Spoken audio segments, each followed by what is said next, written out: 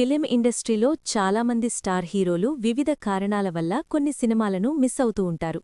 ఆ సినిమాలు తరువాత మరొక హీరోతో తెరకెక్కి సూపర్ హిట్ అవ్వడం లేదా డిజాస్టర్ కావడం కూడా సాధారణంగా జరుగుతూనే ఉంటుంది. సినిమా పెద్ద హిట్ అయితే మిస్ అయిన హీరోకి కొంత బాధ, డిజాస్టర్ అయితే చెయ్యకపోవడమే మంచిదని అనుకునే పరిస్థితులు. నందమూరి నటసింహం బాలకృష్ణ నటించిన సమరసింహారెడ్డి సినిమా విషయంలో వెంకటేష్కు దక్కాల్సిన అదృష్టం బాలకృష్ణకు దక్కింది. అయితే ఆసక్తికరమైన విషయం ఏమిటంటే సమరసింహారెడ్డి సినిమాలో హీరో పాత్రకు బాలకృష్ణ మొదటి ఎంపిక కాదట. ఈ కథను మొదట విక్టరీ వెంకటేష్కు దర్శకుడు బి. గోపాల్ వినిపించారట.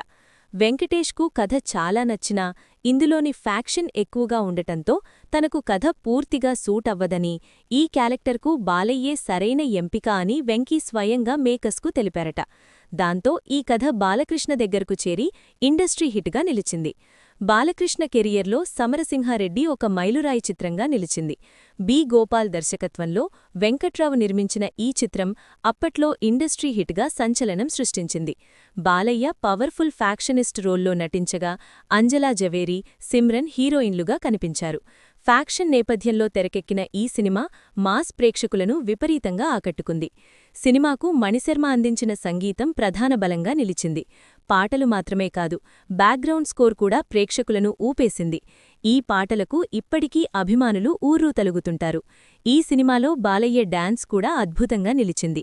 చలిగా ఉందన్నాడే, అందాల ఆడబొమ్మ, నందమూరి నాయక లాంటి పాటలు ఇప్పటికీ ఊర్రూతలుగిస్తుంటాయి. సంక్రాంతి కానుకగా 1999 జనవరి 13న విడుదలైన సమరసింహారెడ్డి బాక్సాఫీస్ వద్ద సంచలన విజయాన్ని నమోదు చేసింది. అభిమానులకు పూనకాలు తెప్పించింది. ఈ సినిమా ఇంతటి విజయాన్ని సాధించడానికి బాలయ్య నటన, ఆయన ఇమేజ్, పవర్ఫుల్ డైలాగ్స్, పాటలు, ఫ్యాక్షన్ బ్యాక్డ్రాప్ వంటి అనేక అంశాలు కారణమని చెప్పవచ్చు. తొడకొట్టడం, మీసం తిప్పడం వంటి రాయలసీమ మేనరిజాలను ఈ సినిమా మరింత పాపులర్ చేసింది. ముఖ్యంగా సీమ ప్రాంతాల్లో బాలయ్య అభిమానులకు ఈ సినిమా పూనకాలు తెప్పించింది.